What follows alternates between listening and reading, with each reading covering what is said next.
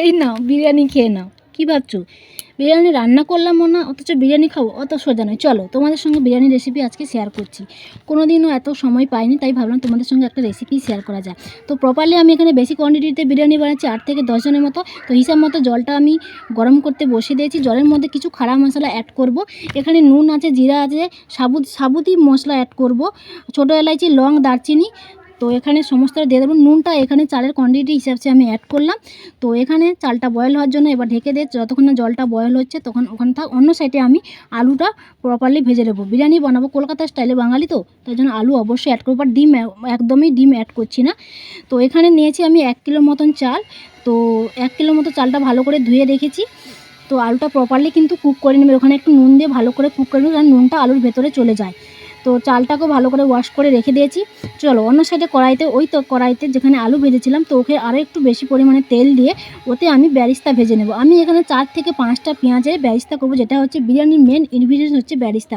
তো চলো 4 থেকে 5টা পেঁয়াজ আমি ওখানে দিয়ে প্রপারলি ভেজে নেব। একদম বিলকুল ব্রাউন হতে হবে, ঠিক আছে? তো চলো পেঁয়াজটা ভাজতে থাকুক। তোমাদের একটা কথা বলে দিই, বিরিয়ানিটা কিন্তু আমি একদম নিজস্বত্ব রেসিপিটাই বলছি তোমার সঙ্গে, যেটা আমার বাড়িতে আমার ফ্যামিলি পছন্দ করে বেস্টলি আমার হাতে। তো তোমাদের সঙ্গে সেটাই রেসিপি শেয়ার করছি। তোমরা তোমাদের মতো বানাতে পারো, কোয়ান্টিটিটা তোমাদের হিসাব মতো নিতে পারো। আমি একটু বেশি কোয়ান্টিটিতে বানাচ্ছি, তাই জন্য বেশি পরিমাণ বলছি। তোমাদের মতো কোয়ান্টিটিটা তোমরা ইউজ করে নিও। তো চলো অন্য সাইডে আমার জলটা গরম হয়ে গেছে, আমি ওখানে দেব এবার যে চালটা আমি ধুয়ে রেখেছিলাম। আমি চালটাকে মেনলি 15 মিনিটের মতো ধুয়ে রেখেছিলাম, কারণ আমার হাতে বেশি সময় ছিল না। এই জন্য তোমাদের কাছে যদি বেশি সময় থাকে হাফ থেকে 1 আওয়ার মতো চালটাকে ভিজিয়ে রাখতে পারো। তো চালটাকে এবার দিয়ে দিয়েছি। নুনটা কিন্তু অলরেডি আমি জলের মধ্যে আগে থেকে দিয়েছি, চালের হিসাবেই দিয়েছি নুনটা। তো আদারওয়াইজ আর কোনো নুন এখানে অ্যাড করব না। তো চলো অন্যদিকে বেরেস্তাটা ভালো করে ভাজা হয়ে গেছে। বেরেস্তাটা কালার কিন্তু প্রপারলি এইরকমই হতে হবে, যাতে বেরেস্তাটা একদম কুরকুরে এবং মুচমুচে ব্রাউন কালারের হয়। তো বেরেস্তাটা আমি একটা প্লেটের মধ্যে নিয়ে ভালো করে চারিদিকে প্লেটের ছড়িয়ে দেবো, যাতে ঠান্ডা লেগে বেরেস্তাটা একটু করকরে এবং মুচমুচে ভাব মতন চলে আসে। তো ভালো করে মিশিয়ে নিচ্ছি, ভালো করে চারিদিকে ফেলিয়ে। তো তোমরা কি করবে, বেরেস্তাটা অবশ্যই বিরিয়ানিতে অ্যাড করবে, নাহলে কোনো স্বাদই পাবে না বিরিয়ানি, ঠিক আছে? তো বেরেস্তাটা এখানে ভালো করে এরকমভাবে ফেলে নিচ্ছি আমি। কিন্তু অনেক দিন পরই বিরিয়ানিটা বানাচ্ছি, কিন্তু আমার হাজব্যান্ড খাবে বলছিল, এই জন্য। চলো অন্যদিকে দেখো চালটা আমি 70% কুক করব। 10% না 70% আমি কুক করে নিয়েছি। তো চালটা ভালো করে জল ছেড়ে নিই। অন্যদিকে কড়াইতে যে বেরেস্তা ভেজেছিলাম, ওখানে অল্প তেলেই কিন্তু আমি চিকেনটা ভালো মতো কষাবো। তোমরা চাইলে তেল বেশি অ্যাড করতে পারো, বাট আমি এখানে কম তেলেই দেখাচ্ছি। তোমরা কম তেল চাইলে বানাতে পারো আমার মতন সেম। তো এখানে আমি 4-5টা পেঁয়াজ নেব, কারণ বিরিয়ানি কোয়ান্টিটি ज़्यादा, তো চিকেনটাও কোয়ান্টিটি আমার প্রায় 1700-1800 মতো চিকেন আছে। তো তোমরা চাইলে কম কোয়ান্টিটি যদি চিকেন অ্যাড করো, তো কম কোয়ান্টিটির পেঁয়াজটাও সেই রকমভাবে তোমরা হিসাব মতো অ্যাড করবে। বাট আমি একটু বেশি করছি, কারণ একটু গ্রেভি রাখবো, গ্রেভিটাও যাতে চিকেনটার পরে গ্রেভিটাও আমি বিরিয়ানির সঙ্গে খেতে পারি। তো পেঁয়াজটা ভালো মতো ব্রাউন হয়ে গেছে। এখানে আমি দেবো আদা রসুনের পেস্ট।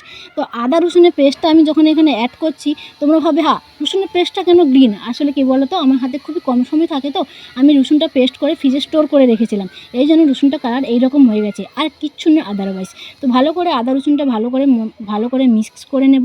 মিক্স করে এর মধ্যে আমি অ্যাড করব তোমার টমেটো অ্যাড করার সঙ্গে সঙ্গে আমি কিন্তু এখানে কিছুটা পরিমাণ লবণ অ্যাড করব।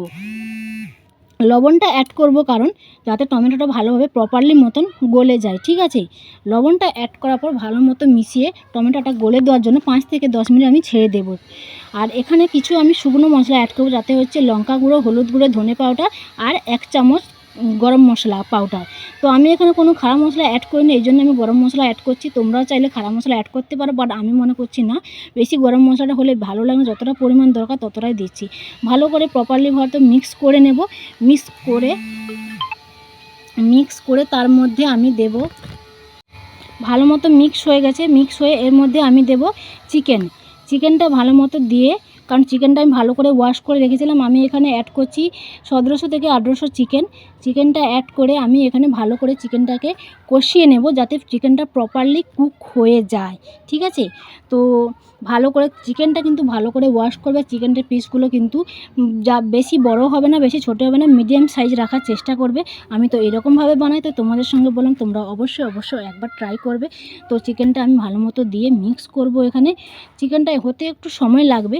ভিডিওটা আমরা দেখাচ্ছি 10 মিনিটে, কিন্তু চিকেনটা বিরিয়ানিটা বানাতে আমার লেগেছে প্রায় 1.5 ঘন্টার মতন সময় লেগেছে, ঠিক আছে। বিরিয়ানি বললে বিরিয়ানি খাওয়া যায় না, কিন্তু একটু সময় দিয়ে ভালো করে ভালো আর ভালোবাসা দিয়ে বানাতে হবে, তবে কিন্তু বিরিয়ানি খাওয়ার মজাটাই খুবই আলাদা। আবার যদি নিজের পছন্দ মানুষের জন্য বানাচ্ছ তাহলে তো কোনো কথাই হয় না। তো দেখো বিরিয়ানিটা অনেকক্ষণ ধরে করছি। হ্যাঁ, তোমাদের বলতেই ভুলে গেছি, আমি এখানে কিন্তু 1 বাটি মতন দই অ্যাড করেছি। তোমরাও দই চাইলে অ্যাড করতে পারো, নাও করতে পারো, আমি কিন্তু দইটা অ্যাড করেছি। অন্য সাইডে চলো, চিকেনটা কুক হয়ে গেছে। এই দেখো একটা বড় পাতিলা নিয়েছি, তো ওর মধ্যে 1 চামচ ঘি দিয়ে ভালো করে আমি পুরো পাতিলাটার মধ্যে ভালো করে মাখিয়ে নেব, যাতে ঘি ফ্লেভারটা আসে। আমি কিন্তু বেশি ঘি খাই না আমাদের বাড়িতে, যেন ঘিটা আমি কমই রেখেছি। তোমরা চাইলে বেশি অ্যাড করতে পারো, বাট আমি কিন্তু কমের মধ্যে রেখেছি। চলো, তো আমি ফার্স্ট লেয়ারটা সাজাবো। ফার্স্টে আমি দেব চিকেন আর কিছুটা গ্রেভি দেব। তো চলো দেখতে থাকো কীভাবে আমি লেয়ারটা সাজাই। আমার মতনই আমি লেয়ার সাজাচ্ছি। তো চলো, আমি পিসগুলো এখানে এক এক করে দিয়ে দিচ্ছি লেয়ারটা সাজানোর জন্য।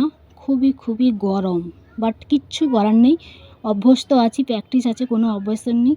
গরম মনেই হয় না। দেখছো চারিদিকে সব ইনগ্রিডিয়েন্টস নিয়ে বসেছি, আমি কড়াই নিয়ে বসে গেছি, যা পাত্তা মানে যা পেরেছি করেছি, বাট সিরিয়াসলি বিরিয়ানিটা টেস্ট অসম। তো চলো, আজকের কিন্তু রেসিপিটা আমার হাজব্যান্ডের জন্য বানানো। 2-3 দিন থেকে খাবে বলছিল, বাট আমার হাতে সময় ছিল না একদম, এই জন্য আমি বানাতে পারিনি। তো ভাবলাম একটু যখন বলছে তো একটু আজ বানানো যাক। এই দেখেছো আলুটা ভেজে রেখেছিলাম, আলুটা কিন্তু প্রপারলি কুক করেছি নুন দিয়ে। তোমরা চাইলে আলু অ্যাড করতে পারো, নাও করতে পারো। আমরা বাঙালি মানেই আলু, বিরিয়ানিতে আলু ছাড়া খাবোই না, ঠিক আছে। তো ফার্স্টে আমি চিকেন দিয়ে দিয়েছি আলু, এর মধ্যে রাইসটা দেবো। রাইসটা কিন্তু এরকম ঝরঝরে হতে হবে প্রপারলি, ঠিক আছে, না বেশি গলবে না বেশি কাঁচা থাকবে, প্রপারলি এইরকমভাবে রাইসটাকে কুক করতে হবে, ঠিক আছে। ভালো করে রাইসটাকে কোট করে নেব। ওর ওপর কোট করার পরে এর মধ্যে আমি দেব, আমি কিন্তু প্রথম থেকেই বলছি আমি কিন্তু বেশি কোয়ান্টিটিতে বানাচ্ছি, ঠিক আছে। তো আমি এখানে 2টো লেয়ার করব, বেশি লেয়ার করব না। 2টো লেয়ারের জন্য আমি ফার্স্টে তোমার চিকেন আলু দিয়ে দিয়েছি, এর মধ্যে রাইস দিয়ে দিলাম, এর মধ্যে দিয়ে দেবো বিরিয়ানি মশলা, যেটা তোমরা এমডিএচে অ্যাড করতে পারো বা এমনি 10 টাকার প্যাকেটে অ্যাড করতে পারো। আমার কাছে এমডিএচ খতম, মানে শেষ হয়ে গেছিলো, তাই আমি 10 টাকার প্যাকেট ইউজ করেছি। আর এখানে ওই যে ভেজে রেখেছিলাম ব্যারিস্তা, ওই ব্যারিস্তাটা দিয়ে দিচ্ছি। দেখো ব্যারিস্তাটা কত ক্রিস্পি হয়েছে। তো ব্যারিস্তা দেবো, এর মধ্যে দেবো আমি হারা ধনে পাতা অ্যাড করব। হারা ধনে পাতা অ্যাড করার পর মেন ইনগ্রিডিয়েন্ট হচ্ছে দই, যেটাকে আমি ভালো করে ফেটিয়ে রেখেছি, ঠিক আছে। তো এর মধ্যে আমি হারা ধনে পাতাটা অ্যাড করে দিলাম। এখন কিন্তু বলছি কালকে বানিয়েছিলাম, এখন ভিডিওটা করছি, অসম। তো চলো, তো এর মধ্যে আমি দেব, আচ্ছা এখানে কী হয়েছিল বলতে পারছি না, আচ্ছা হ্যাঁ এই যে দই। চলো, দইটা আমি এর মধ্যে দিয়ে দেবো অল্প করে, যাতে কালারও আসে এবং খুবই সুন্দর টেস্ট নিয়ে আসে দই, ঠিক আছে। জানি না যে যার মতো পছন্দ মতন বানায়, বাট আমি আমার পছন্দ মতো বিরিয়ানি বানাই, যেটা আমার বাড়ির লোক খুবই পছন্দ করে, ঠিক আছে। পয়সা দেয় না, কোনো ব্যাপার নয়, ভালোবেসে বানায়, অবশ্যই খাবে বাড়ির লোক।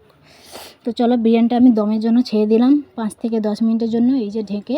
এর মধ্যে আমি একটা শিল নোড়া চাপা দেবো, যাতে ওয়েট থাকে, তো যাতে কোনো দিক থেকে হাওয়াটা না যায়, বাষ্পটা ওর মধ্যে থেকে দমে হতে থাক। ততক্ষণ চলো, কি করব, কিচ্ছু না, চলো দেখছি তোমাদের সঙ্গে। এই যে কুকিংয়ের মেন পার্ট হচ্ছে প্লেটিং যদি তুমি না ভালো রাখো, তাহলে প্লেটিংয়ে যদি তোমার সৌন্দর্য থাকে, কোনো রান্নায় বৃথা। এই যে আমি প্লেটিংটা এরকমভাবে করেছি, এই যে আমার একটা পোস্ট। তো ভিডিওটা কেমন থাকে দেখতে থাকো, ভালো লাগো লাইক কমেন্ট ও শেয়ার করতে থাকো।